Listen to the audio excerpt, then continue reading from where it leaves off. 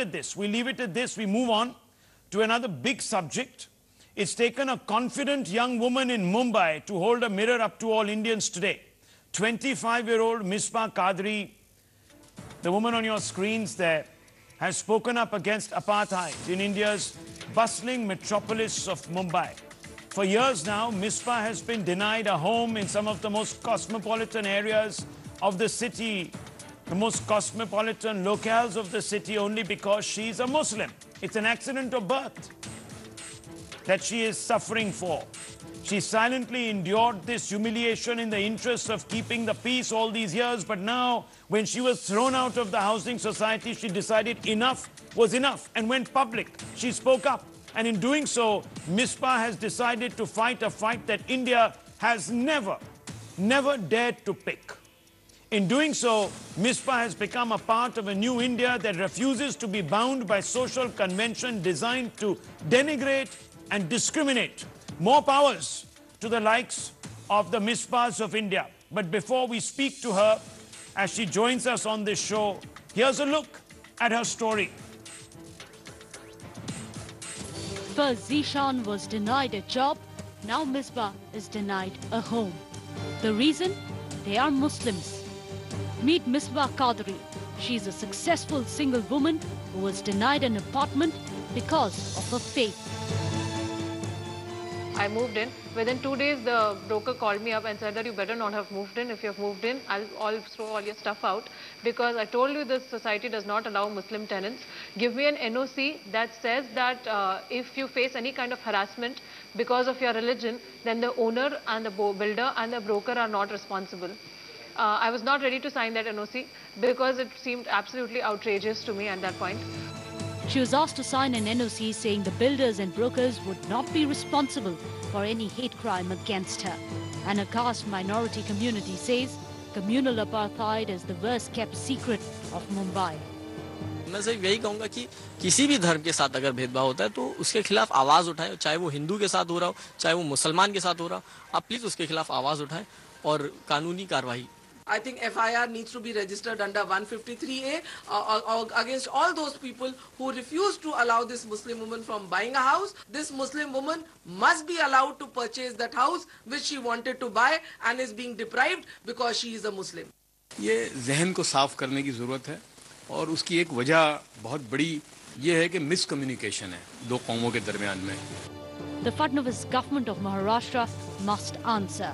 Are they not capable of keeping our minorities safe? ये सारी घटना के मालूमात हम लेंगे. अगर इसमें कोई दोषी पाया जाता है तो उसके ऊपर भी कार्रवाई होगी. यहाँ घटना के अनुसार हर व्यक्ति को कहीं भी प्रॉपर्टी खरीदी करने का अधिकार है. देखिए, जो आरएसएस और बीजेपी का एजेंडा पिछले 1 साल से चल रहा है, निश्चित ही हमारे समाज में दरारें उससे आई है. उसका नतीजा ये है कि देश में अल्पसंख्यकों के खिलाफ ऐसा माहौल बन रहा है जो कि बहुत ही दुर्भाग्यपूर्ण है. Now the builder says Misbah was living illegally in the apartment, due to which he complained to the cops as well. But Misbah says her fight will go on. This is something that I want to fight against, want to be known for. I have a brother who lives alone in Pune. If he were to go out looking, he's a practicing Muslim. If he were to go out tomorrow looking for a flat, and again he faces the same thing in Bombay or Pune or Delhi, I think I would not be able to tolerate it.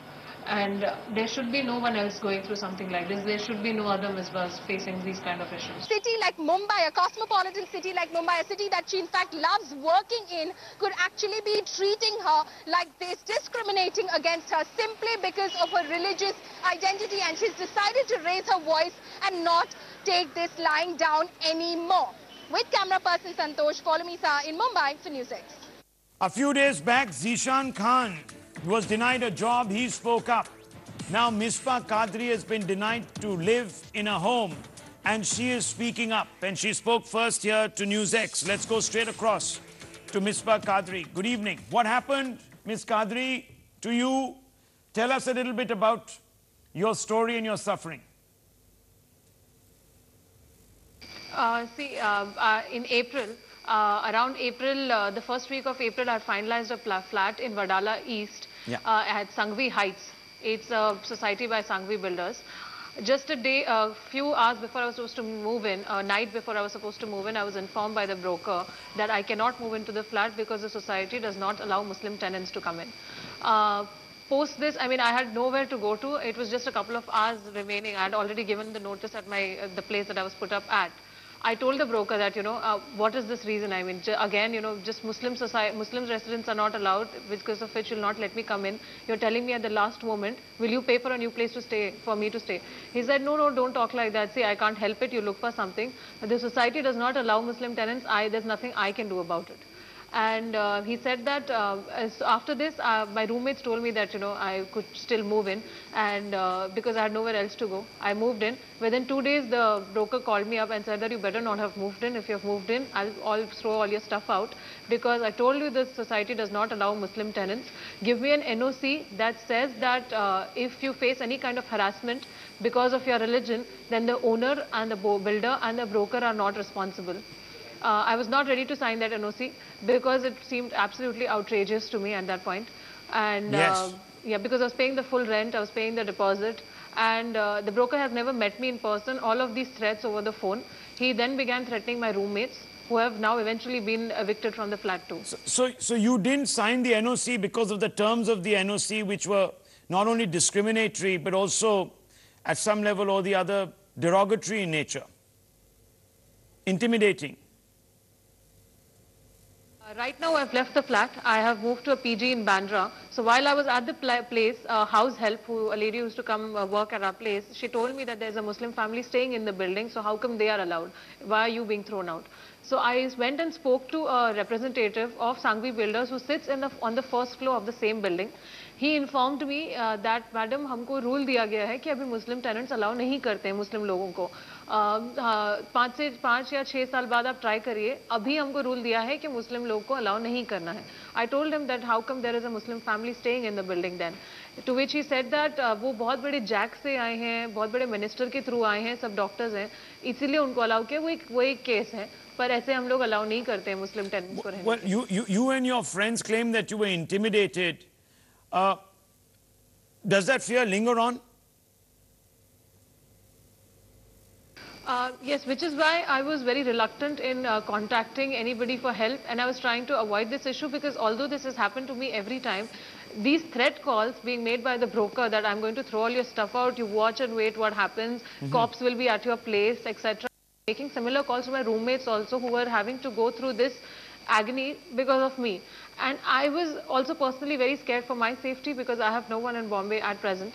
And despite of paying the full rent and full deposit, if I was going to face this continuously, it was better that, I looked elsewhere. So you didn't go to the police then? You didn't go to the police? Or have you filed an FIR? I did not. I mean, a lot of friends suggested that I should. At that point, I was extremely paranoid. I was very apprehensive. I was very concerned about my safety at that point. I had to somehow move out, because of me, not only was I in danger, my roommates were also facing a lot of trouble. Now, this has not happened to you for the first time, Ms. Qadri, right? This hasn't happened to you for the first time. This is a recurrent theme. How long have you been in Mumbai? No, I've been in Bombay since the past 5.5 years now. And I've faced this exact same issue every time that I go looking for a flat. The same thing comes up. I've never given the cream of the lot. Despite paying a huge amount of rent, I always get the lowest possible options. In fact, when I left the Wadala flat, I contacted another broker for a flat in Lower Parel. And the same thing, the broker tells me that, Misbah, from your name I can gather that you're a Muslim. Are you? To which I replied that yes, I'm born in a Muslim family. So then he tells me, and these are all English-speaking, educated, so to speak, brokers. He tells me that, okay, do you wear your Muslim clothing? And I said, what do you mean by Muslim clothing? What is Muslim clothing? He tells me, I mean, do you wear a burqa? And I told him that, no, I do not. So there was stereotypification. He said that, okay, then there's no issue, because this society also has the same thing. I mean, they don't allow Muslim tenants. And I don't want to be like your previous broker, put you in a mess and then go away. I'll tell you beforehand, because there'll be no agreement here. So they won't come to know if you're a Muslim. If you don't dress like a Muslim, they won't come to know you're a Muslim. So... Okay. Were you forced in the past to hide your religious identity, your religion, at any point? See, yes, I mean in Gujarat, which is where I belong to, this is a very, it's a very common issue that Muslims don't get flats as such. In any of the main city areas. In Bombay, I had not expected this, but yes, it has happened right from the start. There is discrimination against bachelors, among single girls, and for outrageous reasons against Muslims, Hindus, Christians. Yeah, and if you look at me, you won't be able to tell that I'm a Muslim per se. I mean, I don't know what's the conventional image of a Muslim, dressed in a burqa or a skull cap for a boy with a beard. So I don't look like a Muslim, so that works in my favor. But yes, if I cannot imagine what a Muslim boy with a beard and a skull cap would have to go through to get a decent flat. Well, thank you for speaking to us this evening, Misbah Qadri, and we wish you luck. And we really admire the fact that you've spoken up against this apartheid, because now you're becoming part of the solution. And you've shown great tenacity in the face of odds and the possibility of further threat and intimidation. And we just hope that the Maharashtra government secures you and ensures that these individuals who have been threatening you are taught a lesson perhaps. And also, of course, that you are held up as some sort of a poster girl for those who believe that modern India must not be cleaved along caste, religious or other nomenclatures. Thank you for speaking to us this evening. Let's quickly go out to some of our guests. Shaina Insi, who is from Mumbai herself. This is not, of course, a problem restricted to Mumbai. Ami Yagnik is also there with us, and so is Shazia Ilmi of the Bharatiya Janata Party. Sanjay Pinto, a lawyer from Chennai. Let me first go out to Sanjay Pinto.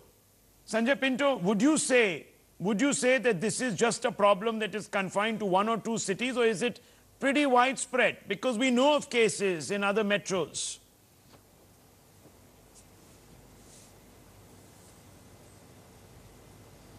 Rahul, I think this is not an isolated case. It may be widespread, but this is perhaps, it's so outrageous because of the brazen manner in which this discrimination has been meted out. See, if you look at even in South India, many of the advertisements, the rental advertisements in the papers, you will find a clause, vegetarians preferred. So that's a very subtle way of saying, well, I don't want people from a certain faith. I don't want people with certain eating habits. I find this really, extremely unfair. Now, first of all, I think to be telling somebody that I will throw you out, this is an extra constitutional way of dealing with somebody. How can you say I'll throw you out? So it invites criminal action. Assuming she has not paid her rent and she has to be evicted, you have to file an eviction suit. You can't use gundas. Yes, it invites, they're liable for criminal action. I would like to ask those people in that society, they call themselves a society, by the way, I'd like to ask them, suppose one of their children or somebody in their family has to be admitted to a hospital and there's a Muslim doctor or a Christian doctor or some other religious person who's there in the ICU, no end to this, will they agree to undergo that treatment? There is no end to this. If they have to go and get blood from somebody in an emergency, there is no end to this. There is no end to this, Shazia Ilmi. No end to this. Yes, absolutely. Yeah, no, there is no end to this. And I think many of us have gone through this. And you see this in the best of public schools. You see it in public spaces. You see it in offices. You see it in colleges. There are constant references made to religious identity, so to speak. Now, I think all these incidents, and many of us as children had to lie about our age, and we were warned by our parents not to mention this. My best friend's name was Shalini Sharma, so very often in the train I would say, I'm Shalini Sharma. But I would be too scared to use the word Shazia because I thought it would mean a lot of questions and it would scare me. It was just one of those things that you grow up. And I think all these incidents attack your identity as an Indian. They attack India and Indianness. They divide India amongst Indians of different religions and regions. And I think that's so scary about this because another kind of identity pervades over your civic identity, that of an Indian citizen who should avail of all the legal rights and constitutional rights awarded by the Constitution, which is a social contract that governs us all. So from that point of view, personally, it is very traumatic and tough. And on a larger level, collectively, I think it's really harmful for the society and for the country. Okay. Shahid Siddiqui, would you agree with this? Would you agree this is rampant? And I'm not just talking about, discrimination against Muslims.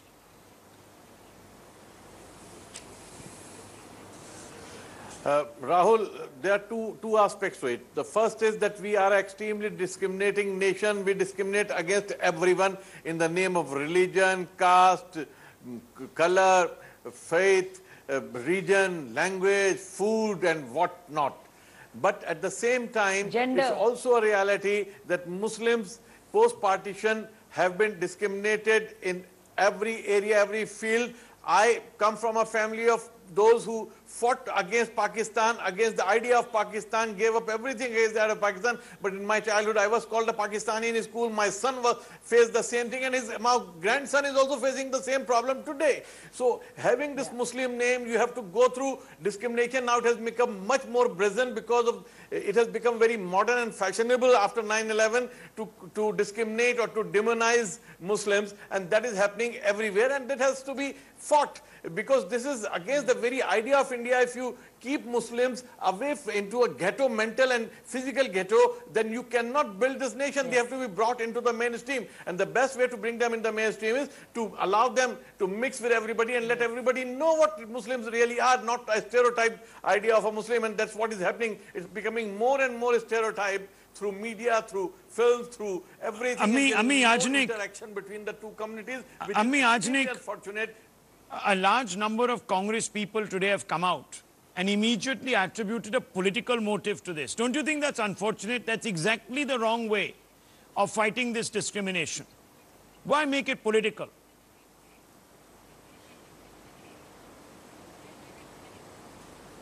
See, it's not a question of making it political, but you can see that over the last several years, this has cropped up a lot.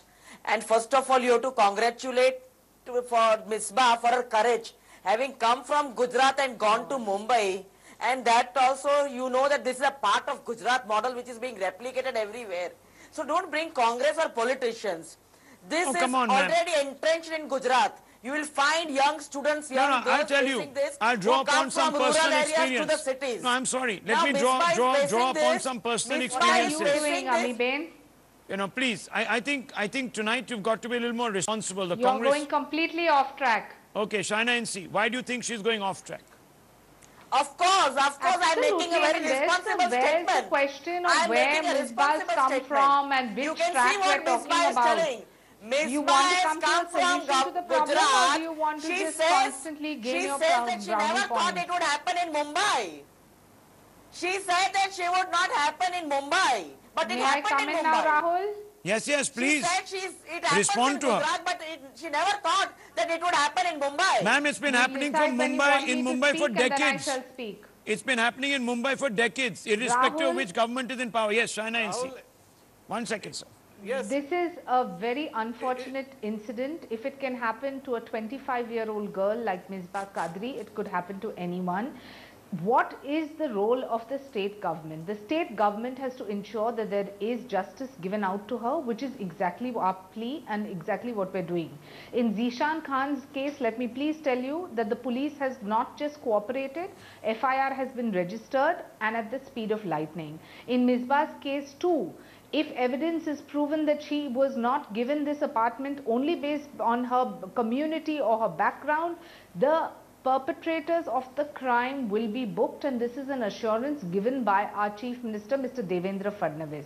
I just feel that when we are debating this issue, we need to look within ourselves. Why is it that Hindus only circulate with Hindus? Why is it that you have only Jain buildings? Why do you have only Parsi colonies? Why do you have only places where Muslims reside? It needs to be a complete... And why do we have matrimonial columns? And if we as political leaders... No, and why do we have matrimonial columns? Go on about this person has come from here and that person has come from there. No, absolutely. That is no logic or reason. And why do we have matrimonial columns? And it can get through only if society speaks up. Absolutely. And if society ostracizes a mindset where a housing community discriminates on the basis of religion, or an office that discriminates on the basis of religion. If the state government does not react, then you need to bring it up. Not otherwise just to suggest that you would like to put it in communal color. Please, Mr. See, Pinto, this is supposed to be, this concept. I want to make a point. 1 second, sir. Coming to yes, Mr. Pinto. Rahul, the concept of a gated community.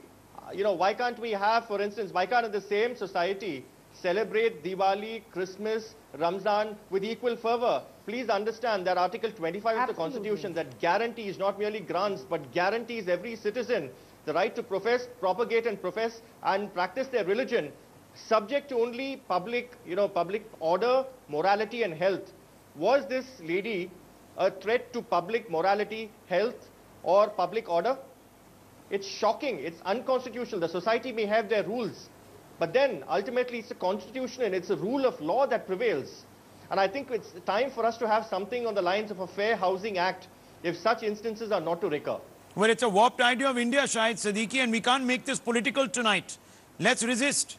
Rahul, yes, absolutely, absolutely. You can't, it is not political, it's a very, very social issue. But look, let me put a caveat that for everyone who denies a home or a job to a Muslim or a Christian or a Sikh, there are 5 others who provide a house. I have been given houses by Hindus and I have been denied houses by Hindus for being a Muslim. This I have seen all over. So in our society, let's also face that there are equal number of Hindus, Muslims or Christian others who do not discriminate, and there's a very large number of them. And so that's why,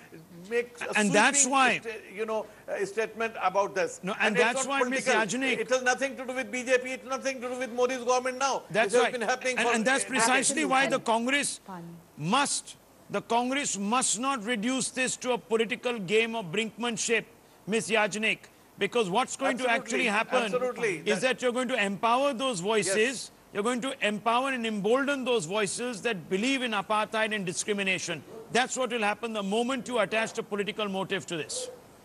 Yes. Everybody has to unite to fight this apartheid.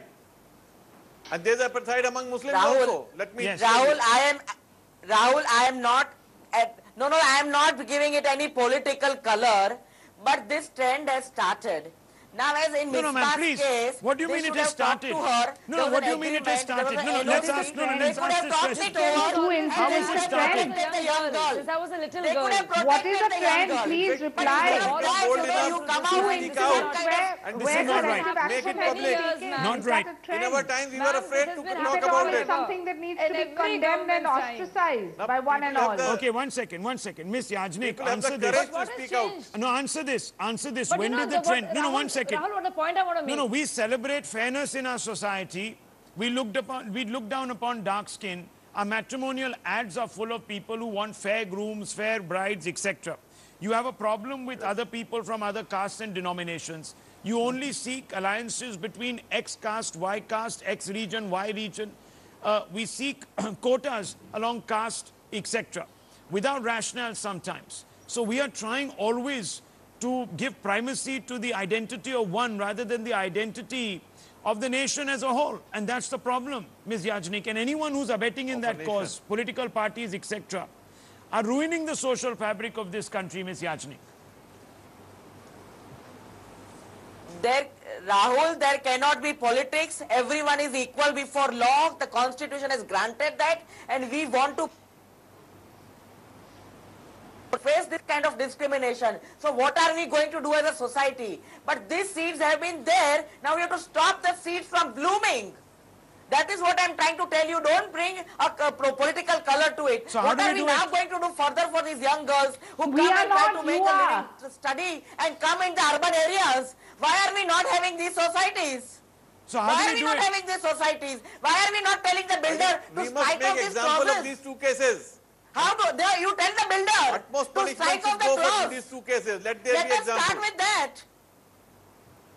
Okay. Any answers? Rahul, may I come in? Yes. Why is the builder not told to strike down? Does he not know the law? Does he not know the law? China NC, should we begin with making laws? How can you make a law when somebody wants to rent out their apartment, and if a housing society brings up an issue such as this, you can only intervene through police interjection, and you can intervene by ensuring that they do not discriminate on the basis of religion. Absolutely. I would like to say that if we as a society want to come up with a systematic change, we need to change our thought process, we need to assimilate, and we need to be much more broad-minded. It starts by simple things, whether it's inclusion including various, you know, as one of your panelists said, Rahul, just celebrating every single festival, ensuring that every single festival, every community is a part of. Sanjay Pinto There are disagrees. so many buildings in Mumbai where there is this major issue about vegetarian societies and non-vegetarian societies. I think to begin with, we need where to have do you intervention, end and where legal do you intervention. start Sanjay if Pinto. society I'll give you an doesn't example. participate Yes, in please. it? I'll give you. Yes, Rahul, yes, Rahul, I think that there should be no religious I'll tell you, I'll give you an interesting example, not is connected against though. Dalits. In Tamil Nadu, Rahul, a slightly unrelated, in Tamil Nadu, there's a slightly unrelated example where there was this colonial practice, a hangover almost, where in clubs, people wearing the traditional attire like veshtis were not allowed. The AIDMK government passed a law in the assembly to make that a punishable offence. You can have a law. Now that such instances have come to light, such brazen cases of discrimination have come to light, you can have a law to expressly forbid such things, and then there will be fear for people to actually, repeat these kind of offences. You can have a law. I believe the law can be a solution, provided there is political will. That's the question. Now that's when the politics come in, because politics. Yes, that's the one thing I can assure you we have in the state of Maharashtra. Can be on religion. Yes, sir. Any religious discrimination, there should be a law for people. Rahul, that's the one thing we have in the state of Maharashtra. I was on a panel discussion with Zishan Khan earlier today, and I asked him, I said, are you satisfied with the way the government has dealt with your case? And he said, absolutely. And he said, I can't understand why people are painting a political color to this kind of a case, which needs to be above all of these petty discussions. But these are isolated interventions. When people speak up, yes, they are given recourse. I'm not suggesting for a moment that the Maharashtra government hasn't addressed the cause of justice. But the fact of the matter is we have to touch the nettle of discriminatory practices. And the only way we are going to do it in a holistic manner is by passing a law which tells people that practices such as this cannot be tolerated in our democracy, cannot become the norm in our democracy, and that will require political will. And that is perhaps the debate that, however troubling it might be, needs to take place. Well, we'll leave it at this. Thank you for joining us. Thank you for joining us. But we move on to another story. After the Karnataka High Court acquitted J. Jayalalitha in the disproportionate assets case, the DMK has also today removed a further hurdle from her path. It has come out and suggested that it will not challenge her if she